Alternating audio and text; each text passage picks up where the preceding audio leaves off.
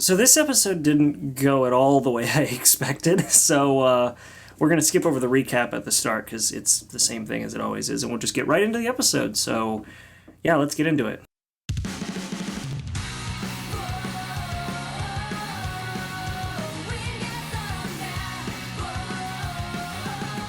So Sting actually took out Larcade. I was actually expecting Larcade to be a much bigger, like, he was a big threat. Don't get me wrong, but I was expecting him to be a bigger threat to the main cast, not Sabretooth of all things. So we actually get a really interesting sort of dynamic where everybody teams up to help fight against Larcade in one way or another. Rogue contributes his magic to Sting, and then Kagura actually helps Sting sink into the ground to use his shadow. But it was actually really wild. I mean, the odds were already kind of stacked up against Larcade because he uses white magic, and white magic doesn't affect Sting, but I wasn't expecting it to be quite to this level. And on top of that, they sort of resisted the ability for sleep, but essentially, like, his magic, Larcade's magic for pushing sleep on people is really not that powerful. At least it didn't seem like it was that powerful. It's more of just like the weaker willed would just fall asleep and then they're dead. But these folks actually stood they stood up to it quite a good bit, even when they weren't fully aware. They like can't sleep, or maybe they were close enough to know. I don't know the rationale behind it, but people can't resist it. All they have to do, which seems like the weak point of this magic, is all they have to do is resist long enough to go and kick Larcade's ass, and then the magic doesn't happen anymore. I don't know. Larcade's magic seems like if you can stand up against it long enough, you can resist it, which actually seems to be like earlier in the season. A lot of that seems to be the same with most of these characters. If you can, withstand their magic long enough to figure it out, you can fight it. It was that way with pretty much everybody. So I don't know why Larcade would have been any different. But like with every other moment that we see with characters outside of Fairy Tail, we see how much Fairy Tail affects other people in this world, other members of other guilds, all that. Because Sting even said he spent so long trying to get to Natsu's power, and he's not going to let Larcade stand in his way. So even when nobody else is there, we still have this effect that Fairy Tail has on every guild of inspiring individual members or inspiring the guild as a whole to become better. I mean, apart from that fight, we have some interesting and actually very well done character development moments with Kagura and Minerva, because obviously we had this entire arc almost of Minerva just being evil, and she really was. Like, she was the worst of the Sabretooth Guild, just below their master. And so because of that, we see this obvious change that has happened with Minerva as a character. And what's funny is that Kagura, her entire sword ability comes from Grudge Sword. And of course, the animation team saves a bit of their budget by just showing the fight from the last one of the arcs a long time ago with the Grand Magic games. So we see that. But they use that as an opportunity to show how these characters have grown. So with Kagura's sword being called Grudge Sword, or with her fighting style as Grudge Sword, she has chosen to live a life without holding a grudge, which shows a lot of character development and a lot of advancement with her. And we see, of course, everything that has happened with Minerva and how she has grown as a character, which is awesome because now she is actually quite a likable character. In a way, if they spend more time with her, I'm sure she'd be even more likable, but as of right now, it's just she's a character that's gotten better, especially considering that her last interaction with Kagura was running her through with a sword. Good times. We also have a bit of inside Natsu's mind. We have Rogue now instead of Sting, and we also get a bit more of Zeref, but we see that, of course, Natsu not thinking many things through. The scarf, he knows his scarf is made of Ignneo's scales, but he never once paused to think why Ignneo's scales were red, but his scarf was white. When scales fall off a dragon, they turn white. And he also, Rogue pointed out, did you never think that, sewing, you didn't think which is funny to picture, is Igneel sitting down and sewing a human-sized scarf. Like, that to me is just kind of funny, but it was actually Lucy's ancestor, so that was something. So, God, Lucy has so many connections with Natsu in the past, just through ancestry and all that. It's just insane to me. But yeah, she sewed up Natsu's scarf and made it, and that's where Natsu's scarf came from. Something I never really thought I would be interested in knowing, but now that I know it, it's cool. I feel no different knowing that, but it's neat. So after this sort of little interaction of Zeref telling Natsu he's going to die soon because he switched from Rogue back to Zeref, after that we of course have Natsu in real life, and he's getting very cold. He's dying, and poorly Yusuke tells Lucy to take off her clothes and essentially, I guess, give Natsu her body heat, which, of course, somebody said in the last episode in the comments that next up is body heat. And there's some more fan service that is, I guess, conducive to the plot, but it's more just fan service, so cool. Though it didn't actually happen this episode, so I'm sure it'll happen next episode.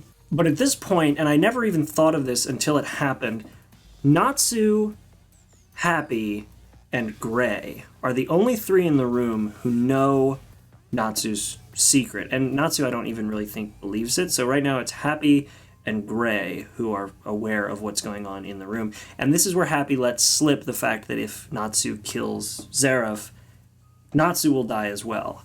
And it's an interesting way of revealing that because obviously nobody else knew except for Gray. Gray doesn't say anything. He's kind of just laying there on the ground, taking in what's happening. And so we have this kind of reveal, and cat's out of the bag, no pun intended. And something with Natsu killing Zeref is not good, though nobody really knows 100% what's happening. Except, I will say that we have Mary kind of aware that he's a demon, but nobody's really listening to her. She's sort of just, well, I don't even think she was in that scene. Yeah, even on the cutaway, she wasn't even in the scene, so yeah. And now we get the big reveal for this episode, and it ended in a way in this episode that I was so, I'm into watching this next episode because I want to hear this story, but we have Irene versus Urza, and Irene's just playing with Urza at this point. Wendy has enhanced Urza's abilities, and Irene is just toying with them. It's crazy, her power level. It's nuts. In fact, there's even a point when Urza uses Heaven's Wheel, and it is probably the strongest version of Heaven's Wheel we've seen, at least in a while. And Irene just starts clapping, and she goes, "You've earned a flower," and she literally made a flower out of the attack. That's how powerful she is. But it's at this point, after all of that Irene reveals that she is Urza's mother. Well, that's okay. I was very curious as to what the relationship was. I was thinking maybe a time travel angle, but, being her mother, that's something, considering Urza's basically been an orphan. She even says herself, "I'm an orphan." The only parent she's ever known is Makarov, who's dead now. Rest in peace. But so we get that reveal, and she's talking about wanting to tell this story, and it zooms on her scar. And I'm guessing that has something major to do with Urza. And I would say a C-section maybe, but I don't know if that's a thing in this world. Maybe it is. But yeah, that's a pretty big reveal. That's massive, considering that a character who we've known as an orphan for so long is actually not. But granted, her mother doesn't really care for her. Okay. And we also learn at the end of this episode that at one point Irene was Queen of the Dragons.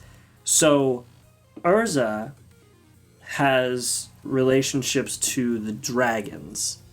Lucy has relationships to the dragons, specifically dragons involved with Natsu's past. Wendy, there's so many connections. Wendy knew Natsu back 400 years ago before they were sent to the future. Gagio did, staying rogue, all of them did. I mean, the connections are insane between these guys, and I don't want to think that they are retconning stuff. I'd like to think that some of these things were pieced together before this was even a reality. Like the fact that one of the enchantments way back during Loxus's arc kept Natsu and Gagio from exiting the building because they were older than 80 or something like that. So I don't know. But this episode actually did a really good job of revealing a lot of things. The fight, I was kind of surprised because I did expect Larkade to be a much bigger overall threat to the rest of Fairy Tail, but he actually just got taken down by Rogue and Sting, mainly Sting with Rogue's magic. But that was kind of surprising. I was expecting a lot more, but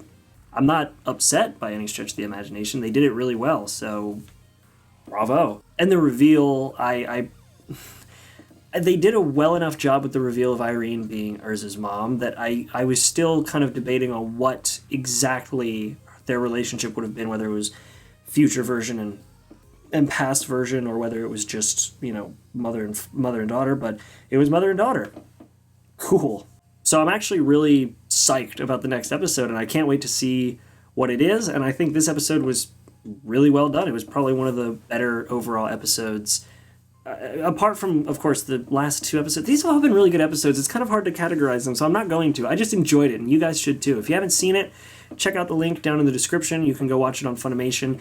If you're not in the country, if you're not in the US, I don't know what your options would be. Please don't pirate this, though. I do not like piracy. I hate it with a passion. But otherwise, I hope you guys enjoyed this breakdown. The review-wise, man, there's so much good about this episode that I feel like you guys just need to watch it. I mean, I'm curious to see how everything ties together. I'm really banking on a full final series review because there's a lot to the writing, there's a lot to the story and the character development and the overall finishing points of the arc, and there's things we haven't even got to yet that I'm sure are going to be even make my job even harder to kind of classify everything in one little concise review. So yeah.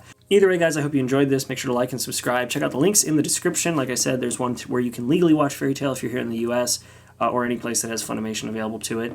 If you're not, please don't pirate. But I don't know where else you would get it from. I can't give you any recommendations. But I hope you guys enjoyed. I'll see you on the next video.